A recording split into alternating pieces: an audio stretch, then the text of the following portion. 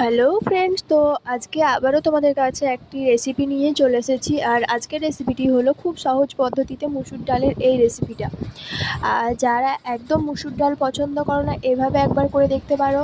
আর অন্য কোনো রান্না বা তরকারি কোনো কিছুই লাগবে না যদি এইভাবে মুসুর ডাল করো।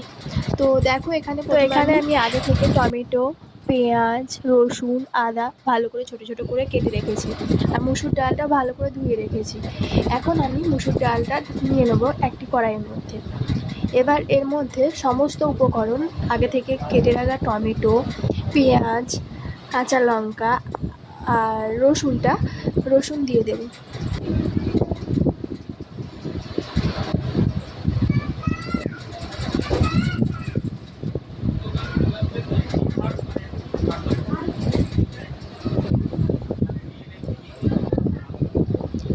তো তোমরা যারা মুসুর ডাল পছন্দ করো না, একবার হলে অবশ্যই এই রান্নাটা দেখবে। এবার আমি এর মধ্যে দেবো পরিমাণ মতো লবণ,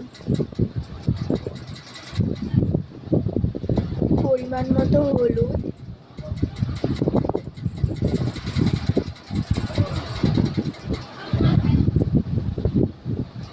পরিমাণ মতো জিরে,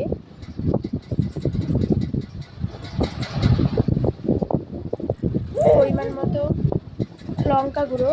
আপনারা যে যতটা ঝাল খায় সেইটা অনুযায়ী দেবেন। এখানে আমি আগে থেকে কাঁচা লঙ্কা কেটে রেখেছিলাম, ওটাও দিয়েছি। এখন আমি কাশ্মীরি লঙ্কা গুঁড়ো দেবো।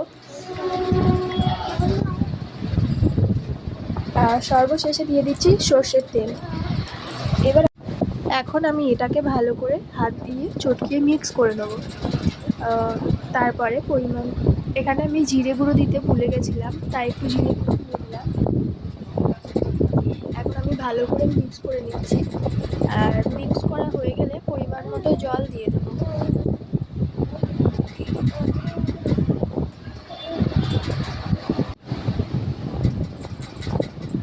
দেখো এখন আমার মিক্স করা হয়ে গেছে। এখন আমি এর মধ্যে পরিমাণ মতো জল দিয়ে দিচ্ছি। জল দিয়ে এটাকে ভালো করে সেদ্ধ করে নেব।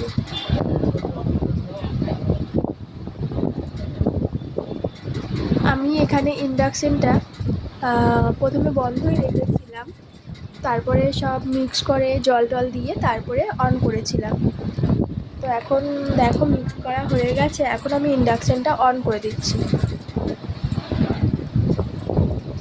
আর এখন আমি ঢাকা দিয়ে এটাকে সেদ্ধ করে নেব।